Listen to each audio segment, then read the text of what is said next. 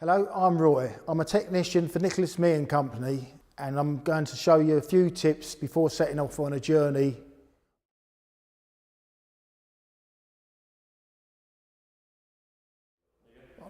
Right, the first thing I'm going to show you is how to check your oil. Right, first of all, I'll show you the position of the dipstick, which on this particular model is here. So if you pull it out with a piece of rag in your hand, wipe it clean.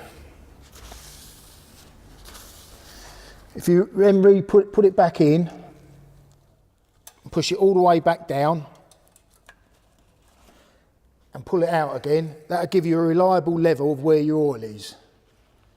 You can see on the dipstick there's a couple of marks, 1, 2. The bottom one is your lower mark, the upper one is your higher mark. This one is just slightly over the higher mark, so it's okay.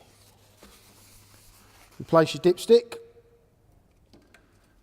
Now if you had to check, top your oil up on your car, on this one there's your filler cap.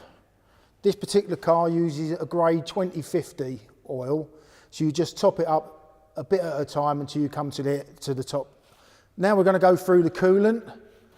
The best time to do the coolant is when the engine's cold. Never take your cap off if it's been running and you've got a hot engine, because the chances are it'll just spurt out at you and give you a burn. So always do it in cold before you actually set off. The position for your checking your water on this car is here. If you push down on the cap and turn it, remove your cap, you can then look in there to see whether you can see any water. And if you can't, top it up. The actual grade is blue antifreeze and with a 50-50 mix. Top it up to the level, replace your cap. Now we're going to check the brake fluid reservoir to make sure there's sufficient brake fluid in there. Again, on this particular model, there's two reservoirs on this car. One does the back, one does the front. But to check it on here, you can see there's a pin sticking up, which is on a float. You can just press that down, and if it comes back up, it means the level's okay. But if you did have to check it, you'd have to unwind the securing nut, pull the wires off if they're not long enough, and top it up. About ½ inch from the top will be sufficient. Replace it back in, and then check to see if the float is up, which it is. If you had to top it up, use a DOT4 brake fluid. Now I'm going to talk to you about your windscreen washers and windscreen wipers. First of all, we're going to check your wipers, and to do that, lift your arm up and check the rubber for splits and any tears what are in it. If everything looks okay, rub your fingers along the whole length and make sure there's no grit on there and replace it back down. Do the same thing with the other one. Check it for splits, any tears, any grit at all on it. If okay, again, put it back down. Also need to check your fluid for your washer fluid. Under the bonnet you'll find this.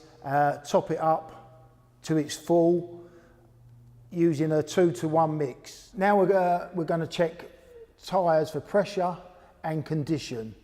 To check the pressure, locate the valve in the wheel and undo the cap.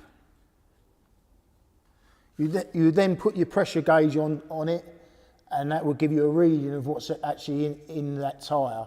On this particular model, we'd be looking for 35 pounds all round. Also, not forgetting the spare wheel, which is located in the boot. When you're doing any tyre pressures, always remember to do the one located in the boot. Put your cap back on, and while you're down here, just have a look around the tyre. Make sure you've got even wear, no cuts or grazes in the outside of the tyre where it's been curved or whatever. After checking your wheels, we're now going to go to the boot where the spare wheel is located, and we're going to check that you've got your tools and jack. So make sure you've got a roll of tools and your jack, just in case you get a puncture and you need to change to the spare wheel. Your spare wheel is under the cover there. Finally, check all your lights to make sure they're all in good working order. Your car, originally when it's supplied, should have had one of these instruction manuals. In it has a lot of information about what we've spoke about today, tyre pressures, position of all the stuff we spoke about. If you don't actually have one, our parts department can supply you with one. I hope you found these tips helpful. If you find you would like a more detailed check over on your car, our service department would be more than happy to help you.